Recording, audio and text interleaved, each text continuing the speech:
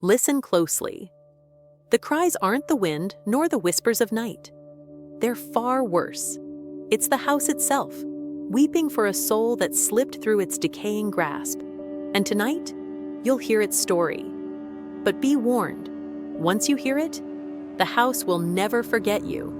There's a house at the end of Willow Lane, a place so vile, so steeped in sorrow, that even the trees seem to bend away from it. Its roof sags, rotting beams straining under the weight of countless years, while the windows stare out like the hollow eyes of a corpse. People say the house is alive, that it breathes, that it watches, and most disturbingly, that it weeps. The Thompsons were a happy family once, at least. That's what the neighbors said. A loving mother, a doting father, and their sweet little daughter, Lily. But happiness doesn't last in a house like that. It devours joy, twisting it into something dark, something that sinks its claws into your soul and never lets go. It began with the crying. Soft at first, barely audible over the rustling leaves and creaking floors. But soon, it grew louder, more insistent, a desperate wail that seeped from the walls, echoing through the empty halls. Lily was the first to hear it. She would sit in her room, her tiny body trembling as she stared at the walls, listening, always listening.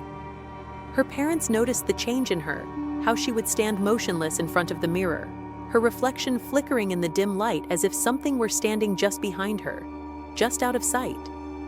They noticed the scratches on her arms, raw and bloody, as if she had been clawing at herself in a fevered panic. But most of all, they noticed the tears. Endless streams of tears that ran down her pale cheeks, soaking her pillow, her clothes, leaving dark stains on everything she touched.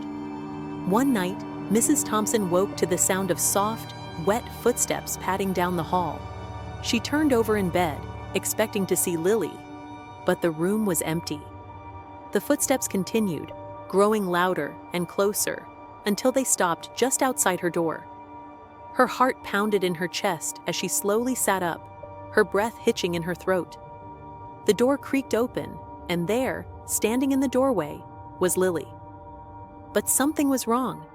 Her skin was pale, almost translucent, and her eyes, oh God, her eyes were black, hollow voids, bottomless pits that seemed to suck the light from the room.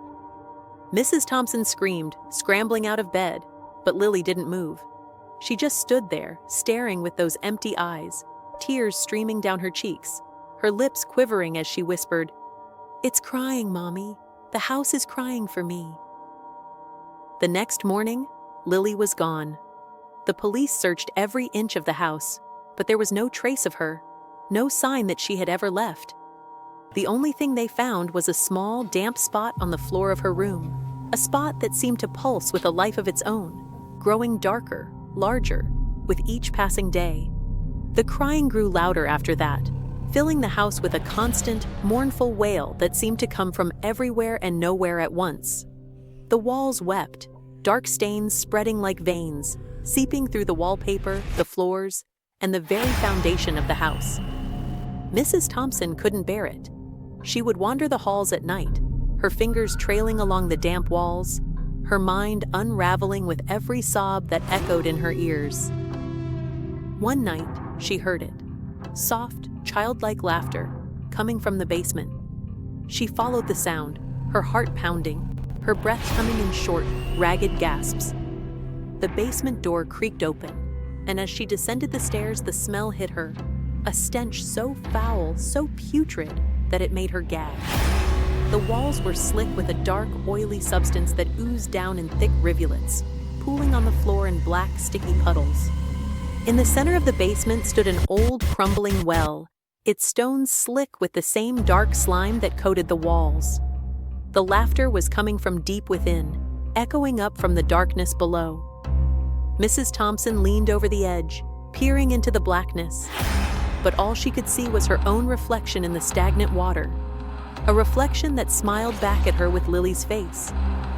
Her scream caught in her throat as something cold and slimy wrapped around her wrist, yanking her forward with such force that she almost tumbled into the well.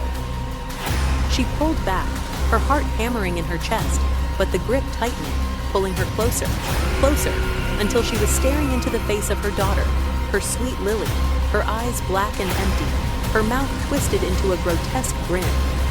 And then, with a sickening lurch, she was falling into the darkness, into the well, into the depths where the house kept its secrets, its lost souls, its endless sorrow. The walls closed in around her, wet and cold, pressing against her, suffocating her, until there was nothing but darkness, nothing but the endless, mournful cry of the house that weeps for the soul it lost. They found Mrs. Thompson the next morning, lying at the foot of the stairs, her body twisted and broken, her eyes wide open in terror, her mouth frozen in a silent scream. Her husband, driven mad by grief, hanged himself in the attic, his body swaying gently from the rafters as the house continued to weep, to cry for the soul it had lost and the souls it would never release. The house stands empty now, its windows dark and hollow, its walls stained with the tears of those it has claimed. But if you listen closely, if you stand outside on a quiet night, you can still hear it.